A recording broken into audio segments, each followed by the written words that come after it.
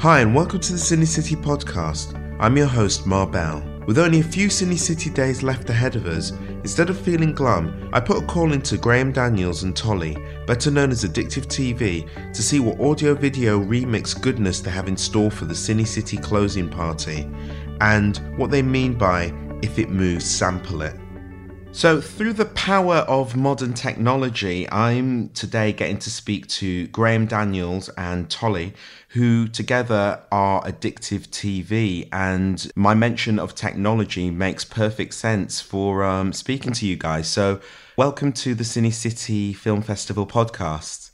Hello, thank you. Just actually so that everybody knows where they are, or rather I know, could I get you to just do a shout out so that we know who's who? Sure, yeah. Hi, I'm Tolly. And I'm Graham. I'm the bald one. And I'm the one with long hair and a nose ring. I'm looking at your pictures now and I can assign your voices to your relative pictures, so that's good. Well, I suppose an obvious place to start things off is, what is Addictive TV and how did it come to be? The quick short word answer. Primarily we're artists in the sense that we produce music and obviously produce video as well. So we're audio-video artists. And we cross the divide of both doing art projects and obviously working in clubs and music festivals and this kind of thing, playing as an electronic act would, except we do both audio and video. So everything you see is what you hear.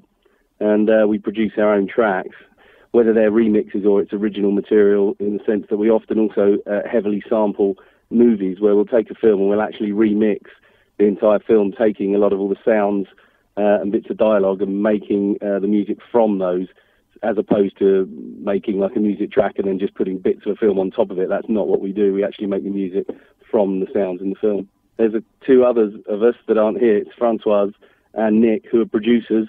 So yeah, we produce stuff for people, produce other artists.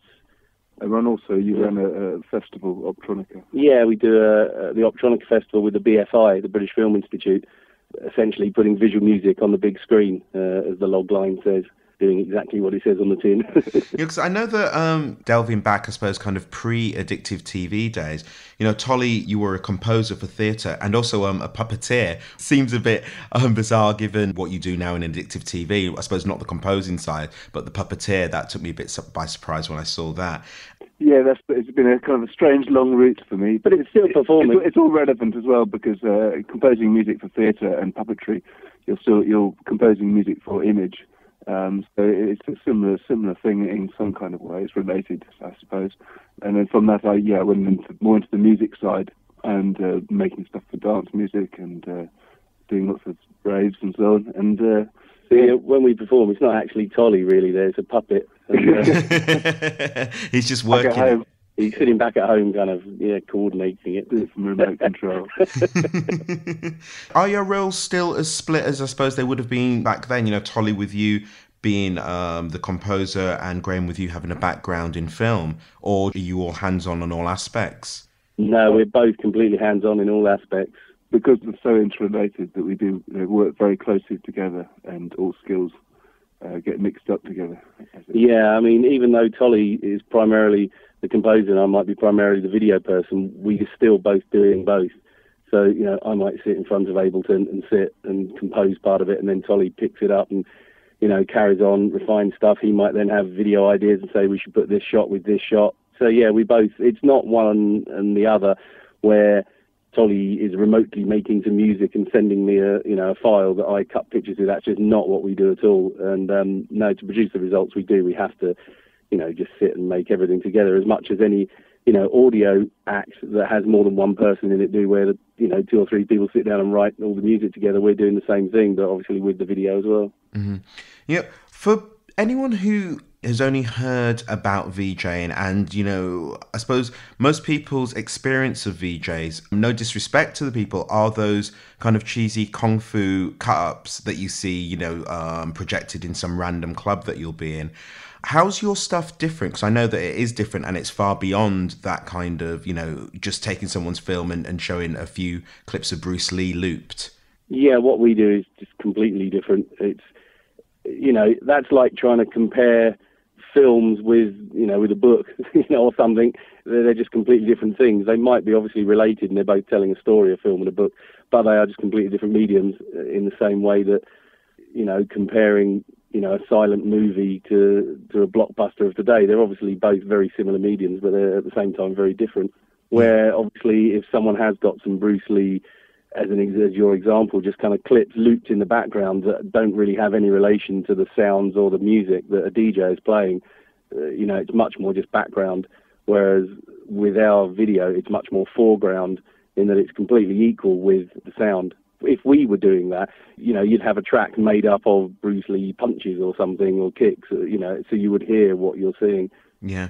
I haven't seen you guys play live yet, but I suppose, in my mind, the closest thing that I equate it to is, like the guys who do Laptop Jam. I don't know if you know them and know the kind of things that they do. So again, I suppose it's a bit more split than the work that you do, because half of those guys will be creating the track, and then the other half will be kind of building the visual story at the same time.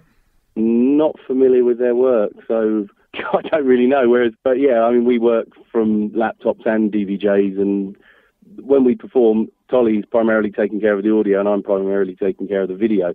But at the same time, just as when we produce things, it's all completely interrelated, in that Tolly's still sending me video and I'm still sending him sound. Because I'm DJing with DVJs, so on top of that we're scratching and putting loops on top of the laptop.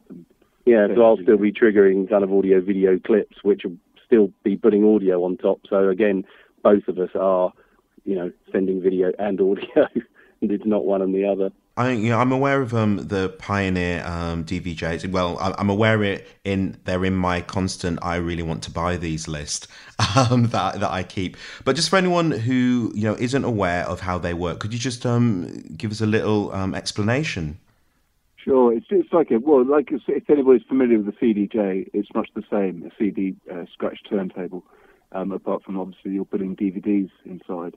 So you can scratch with it, loop it, reverse it, time stretch it, tempo adjust, reverse it, all kinds of things. So it's great fun. And as Tolly says, it's just like a CDJ, but with pictures. So instead of CDs, you're playing DVDs. You have monitors with these, so you can see what's playing at the same time, visual monitors. Mm-hmm. When you guys started off, especially as a lot of your work and the work that I've seen online that you've done, it uses, like you say, films, and you build the soundtrack from the film to create the music track as well. The first thing that obviously springs to mind is, how did that get received back in the early days by, the studios who like to, sue grandmas? It's been well received, actually, in that, actually, just to correct you, you were saying build the music from the soundtracks of the films. We don't actually build our music from the films. We build it from the sounds in the films.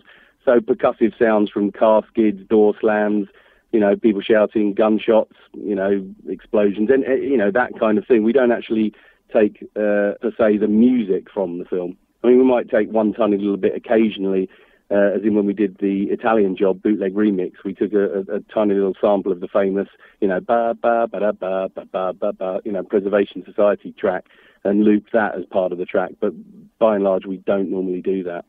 It's been well received in that we've actually found, Hollywood studios from New Line Cinema to Paramount to Sony, and people coming and asking us to remix movies for trailers. Endorsing us, yeah. I mean, it's putting bootlegs online. Rather than being sued, luckily we've been embraced, which is rather nice. Yeah. Which is good. It's a definite fortunate position to be. Yeah, I guess it's because people can see that there's a huge amount of hard work has gone into something, and you're not, as you were describing earlier, we're not glibly just taking bits of a movie and randomly looping it up and just sticking it to any old music. We're trying to do something justice with it, with the movie. So yeah, you're not just taking the mickey out of it. You're sort of showing you're distilling the movie down to kind of sort of 7 or 8 minute track. A good dance track as well. But a good dance track at the same time, but also making it a track that people will want to see and hear again and again and again. So in many respects, it's promoting the movie. Yeah, some people will see that and go, "Oh, I haven't seen that movie for ages. I must I'll go and get that on DVD or whatever." Yeah. With some of the legit film remixes we've done for the studios, we've had the directors and stuff really love what we've done, and even a couple of the stars that have sent emails going, "This is really great," and funniest thing.